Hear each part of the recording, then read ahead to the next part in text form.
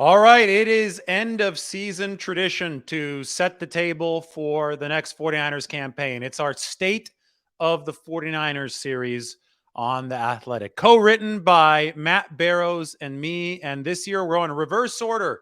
We are starting with special teams. Article is up right now. You can go ahead and check it out. Link is in the description and it will be in the comment section soon as well. State of the 49ers special teams headline: Brian Schneider, the new coordinator, has brought needed improvement. The Brian Schneider effect is real. Picture of Brian Schneider right there. That's the man that has driven the 49ers special teams efficiency ranking from number 26 to,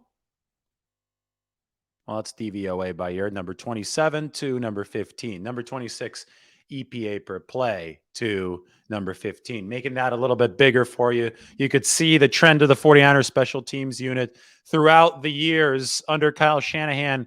17 through 21, the coordinator was Richard Hightower. The first 3 years, they were above average. Blue is good, red is bad. But then it really, really regressed in 2020 and 2021, especially in the return games.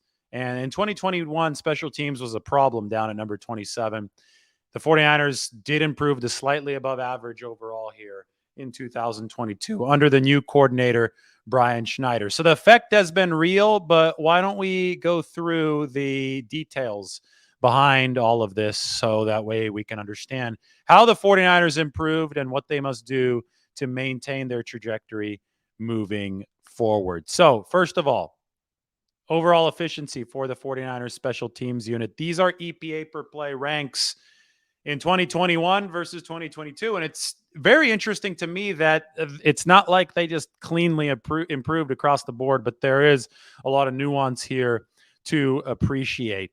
These are just ranks. I don't have the actual EPA, but I have some of the numbers off the top of my head, and whichever ones are relevant, I will talk about here. But field goals, they ranked number 11 in field goal EPA, second to last 2022. Now, the reason they rank second to last is almost entirely because of one play. The block and return for a touchdown against Seattle, the Seahawks in week 2, that was a 10-point swing essentially, right, in EPA, because it was either going to be a Robbie Gould make from short range, but you could subtract 3 points and give 7 to the Seahawks for returning it downfield. The 49ers finished up -7 EPA per play on field goals. And, you know, if you just take that one play that was essentially a 10-point swing, they would have been in the plus on field goals if not for that screw up. Robbie Gould as a whole, if we look at 49ers field goal EPA, was good this year again. He made about 84% of his kicks. His career average is 86.5%.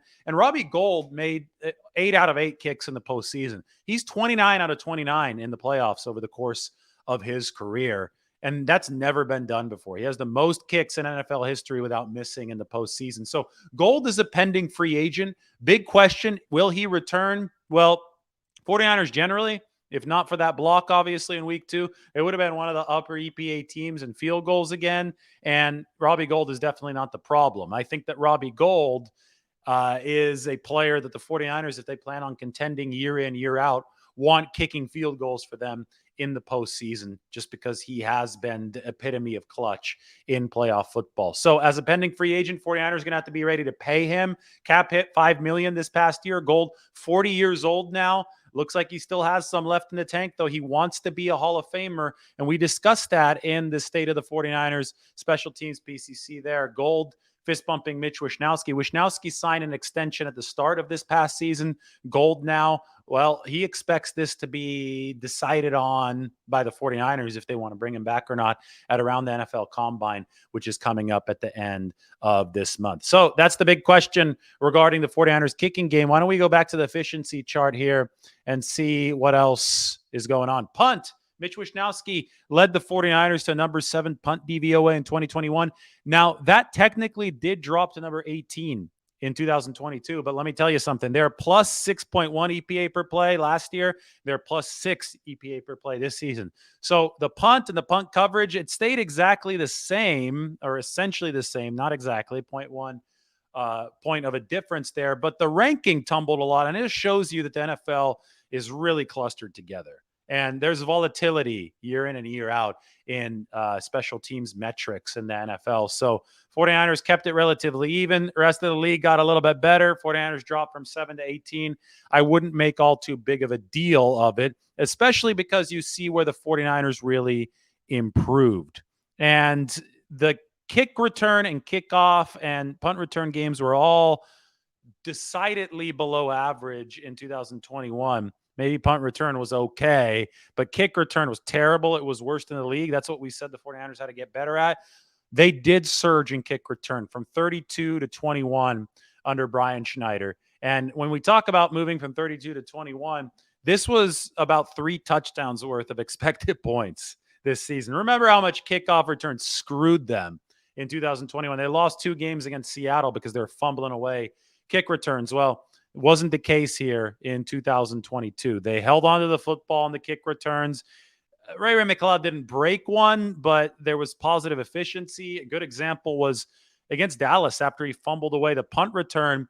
He had a kick return into plus territory of the Cowboys that set the 49ers up to start winning a field position tug of war. So the 49ers had a lot more juice in that phase of the game.